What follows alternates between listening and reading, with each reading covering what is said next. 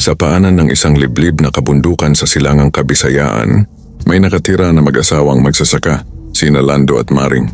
Sa kanilang maliit na lupang inupahan sa mayamang hasyenderong si Don Esteban, araw-araw nilang tinitiis ang pagod, gutom at hirap na dulot ng abang kalagayan. May isa lang silang kayamanan, ang kanilang kalabaw na si Buto, payat na payat pero tapat na kasama sa pagsasaka. Ngunit ang tunay na nagpapabigat ng kanilang buhay ay hindi lang ang kahirapan, kundi ang kasakiman ni Don Esteban at ng kaniyang tauhan na si Goryo na kilala sa pagiging marahas at mapagmataas. Kapag hindi kayo nakapagbayad ngayong buwan, paalisin ko na kayo sa lupang ito. Marina, sabi ng hasyendero sa kanila isang hapon. Gawin niyo na lang ang makakaya niyo. Ngunit paano? Saan sila kukuha?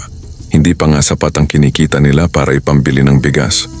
Sa kabila nito, magkapit-bisig pa rin ang mag-asawa. Kapwa sila naniniwala na darating ang araw na gagaan ang kanilang buhay. At kung may natitira man silang pag-asa, iyon ay dahil mahal nila ang isa't isa. Isang madaling araw, habang karga ni Lando ang araro at lumalakad papunta sa bukid, napansin niyang kakaiba ang kilos ni Buto. Hindi ito nagngingyaw, hindi rin pagod ang kanyang tingin, tila pasabik at masigla na hindi pangkaraniwan. Buto, anong nangyayari sa'yo? Nakangiting tanong niya. Umungol lamang ang hayop, ngunit sa tunog nito ay parang may ibinabalitang maganda. Pagdating nila sa gitna ng palayan, biglang huminto ang kalabaw. Nilingon ni Lando ang direksyon ng tingin nito at muntik siyang mapaatras sa nakita. Isang napakakinang na tagak, kulay ginto mula tuka hanggang buntot, na para bang yari sa purong sinag ng araw. Nakatayo ito sa pilapil, tahimik, marangal at parang hindi takot sa tao. Gintong tagak? Bulong ni Lando, hindi makapaniwala. Dahan-dahan lumapit ang ibon. Bawat hakbang nito ay tila kumikislap ang mga damo. At nang marating nito si Buto, maingat itong dumanap sa likod ng kalabaw para bang nagugustuhan ang presensya ng hayop. Hindi makagalaw si Lando.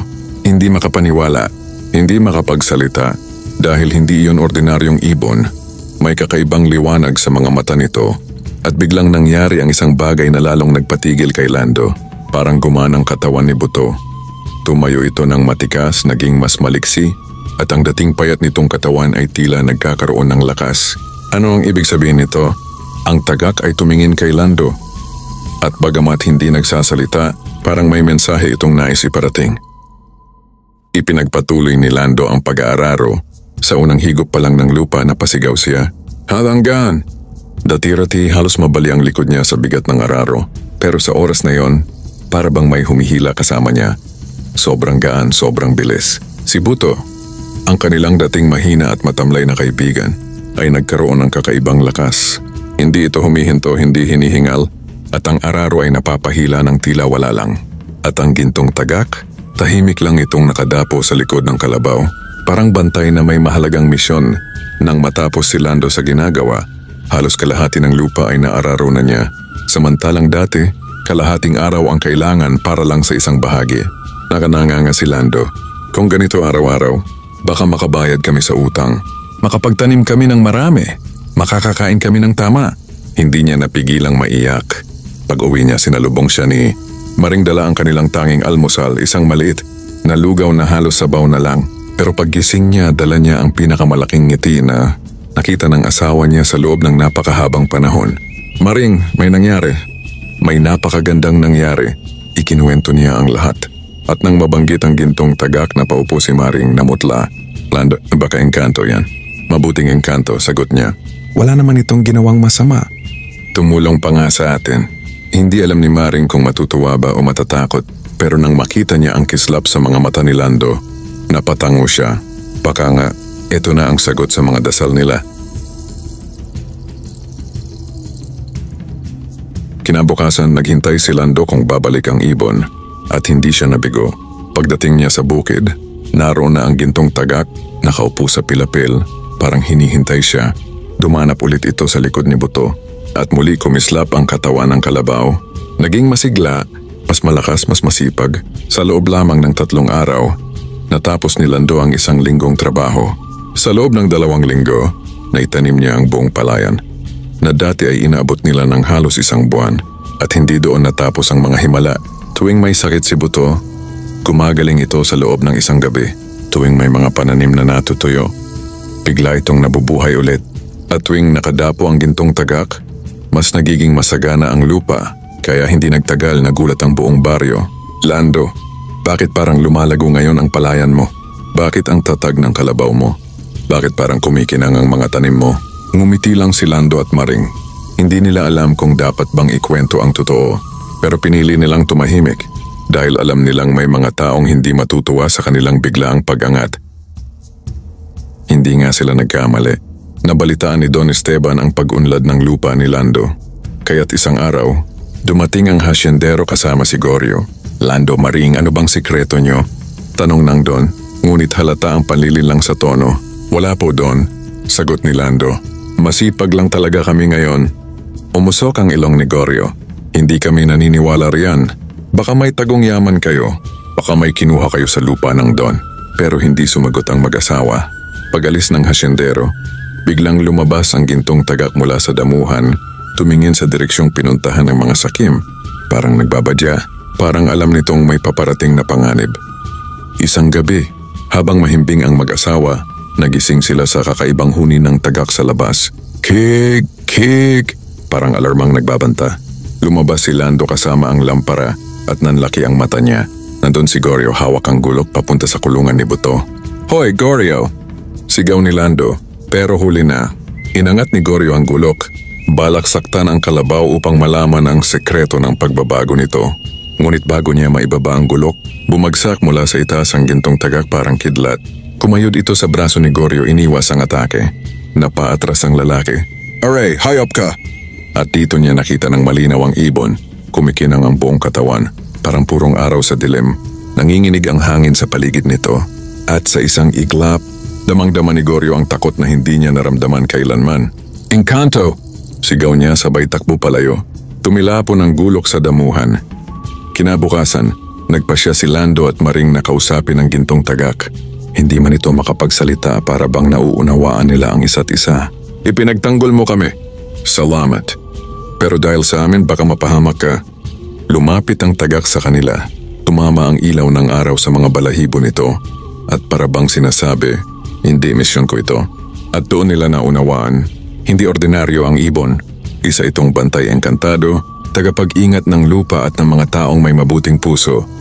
Sa tulong ng gintong tagak, dumating ang pinakamayamang ani sa kasaysayan ng baryo. Ang dating tigisang sako na palay naging 5. Ang dating tuyot na mais naging napakataba at ang lupang dating halos ayaw lumago. Naging parang luntiang paraiso. Hindi nagtagal nakabayad sila sa utang. Nakapagawa sila ng bagong bubong. Nakapili sila ng pagkain araw-araw. Hindi nalugaw na tubig ang kinakain nila. At higit sa lahat, nagkaroon sila ng pag-asa. Nagkaroon si Maring ng ngiti, si Lando ng kumpiyansa, at si Buto ng lakas. Ang gintong tagak, nanatili sa kanila bantay kaibigan, at biyayang ipinadala ng kalikasan. Ngunit hindi pa tapos ang panganib. Isang araw dumating ang hasyendero sa bukirin nila, sakay ng kabayo. May dalang 5 armadong tauhan. Hindi siya ngumingiti. Lando, narinig ko ang tungkol sa gintong ibon. Nanlamig ang mag-asawa at gusto ko iyon. Sumigaw si Maring. Hindi sa amin yun. Engkanto yun. Pero umiling ang Don. Wala akong pakialam. Ang gusto ko akin ang ibong iyan. At ang lupang ito, lahat ng tanim, lahat ng ani. Hindi pwede. Sagot ni Lando, tinatakpan ng kalabaw at tagak.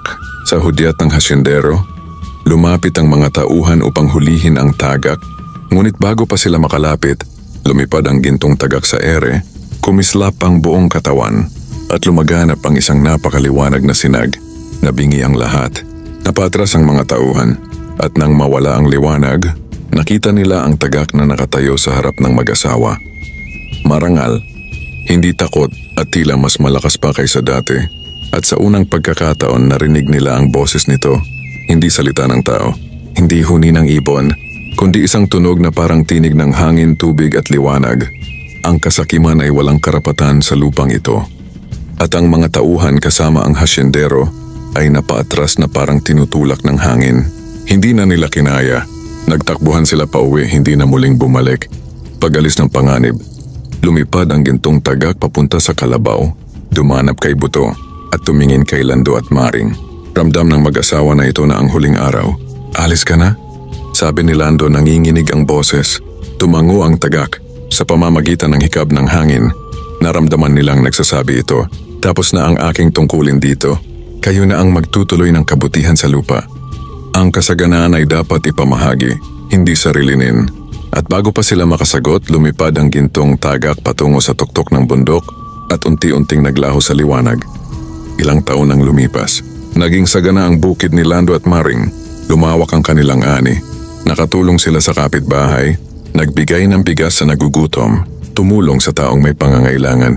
At nakilala sila sa baryo bilang mag-asawang pinagpala at mapagbigay. Si Buto ang kalabaw ay naging pinakamatatag at pinakamahabang na buhay sa lugar.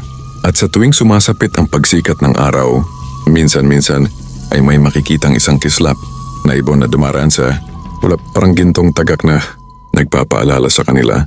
Kapag may mabuting puso, may darating na kababalaghan. At ang mag-asawang sina Lando at Maring, kahit yumaman ay nanatiling mapagkumbaba.